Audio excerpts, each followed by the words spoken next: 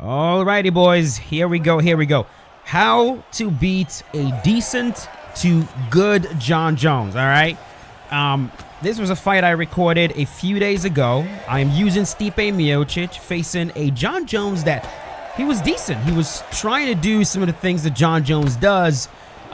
He wasn't like, the classic Jon Jones spammer who's knee and elbow and over again. You can see he's trying to use some of the same weapons you see Jon Jones use. Just clearly a guy that's trying to make use of Jon the right way. He shoots on me right there. I deny it. Now, here's the way that I like to think about things. If you understand how something works, then you can figure out how to reverse engineer it. And when you reverse engineer, you realize you learn how to beat that thing. So when you take a look at what Jon Jones does, when you learn exactly what Jon needs to make his striking work, then you can take away all those things he needs to make his striking work, and you can really cause serious trouble for even some of the best Jon Jones players out there, as long as they're not a Jon Jones spammer. You know what I'm saying? I'm talking about guys that are trying to use Jon Jones in an authentic way. So right there, I rock him. And what I'm doing, you'll notice so far he hasn't landed even a single spin to the body. And it's because of the way I'm advancing. What a lot of you guys do when I'm facing you and you're advancing forward while I'm using Jon Jones, you advance in a straight line. Meanwhile, look at my footwork right here. Try to pay attention to what I'm doing with my feet. I'm actually circling my controller, my left stick, as I'm advancing. So I'm not moving forward in a straight line. I'm moving forward while also circling my stick, forcing my fighter to perform very short circles as he's advancing. And what that does is, if Jon tries to, right there, he whiffs. So it might look like I'm directly in front of you, but I'm circling so much, it's so difficult to actually time that spin to the body, or to time that side kick to the body, or to time that teep to the body. So as you're moving forward, just rotate your stick a little bit as you're advancing. It looks weird, but just do that. It mimics you advancing forward while not moving straight. So that's one. Two, Jon Jones wants to fight you at kicking range. He just flat out does. His kicks are better. He doesn't have as good of a boxing, and so you want to fight Jon Jones either completely out of range. In other words, if you're like backing up and you're fighting Jon, you're kicking his legs and you're out of range, or if you're moving forward, you want to be in boxing range. You want to force Jon Jones to exchange boxing combinations with you. He has a big disadvantage when it comes to that. As you can see right there, I'm using Stipe. Stipe's got better boxing. And I'm forcing this Jon to throw hands. Because one, every single time he tries to spin on me or use his kicks, I'm either catching the roundhouse or I'm forcing the spins to whiff completely. And so he's forced to throw hands with me. So that's one more thing. One more thing to keep in mind as well when you're facing Jon Jones. You want to make sure that you're throwing combinations. You don't want to do the same thing Jon does. Jon is a pot shotter. I'm not saying you can't.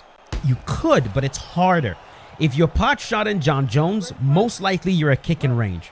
You want to enter the pocket and throw your combos. You want to work his body, lead with your boxing combinations, and don't play the same exact game that he does where you're going pop, pop, unless you're using Jon Jones as well. So you'll notice right here, my opponent is kind of like, he's trying to keep me at bay. He's backing up, but because I'm constantly moving forward on him, he's being forced to box. And look at my movement right here. I'm like circling, I'm circling. I'm not just moving forward in a straight line. You don't want to do that, because the biggest weapons you'll deal with a good Jon Jones player are those side kicks, that spin to the body, the obliques, all this stuff. You want to keep your feet circling. Right there, though, he gets it because he calls the Kazushi first. And that's what I try to say. When you're using Jon Jones, you want to create Kazushi. You want to create off balances. If you create an off balance, there's your opening. You know your opponent will be right there. Then you can land whatever you want to land. So you'll see right there, I'm really standing directly in front of this guy. Every little stumble he does, I am looking to put combos together. I'm working his legs as well. Jon Jones can be susceptible to leg kicks, including in real life. He will check them, but he doesn't check kicks as well as, say, Jose Aldo, as the fight gets finished right there. Again, stood right in front of him. Every little stumble, I'm throwing fucking combos at him. I'm blasting them away. So, just a few things to keep in mind when you're facing John. This is not a long video. As he says, good fight right there. So, to reiterate, when you are advancing, don't walk forward in a straight line.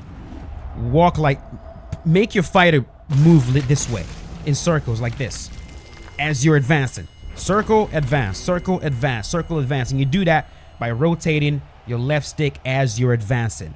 Rotate the left stick as you're advancing forward. That will create this circular movement, and it will be very, very difficult to track you with those spins. Do not stand in kicking range. Get right into boxing range and force Jon Jones to box with you.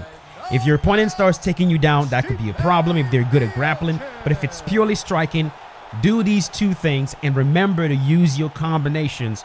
Work the body, throw leg kicks, and you will be fine. All right. So let me know in the comment section if you guys benefit from this.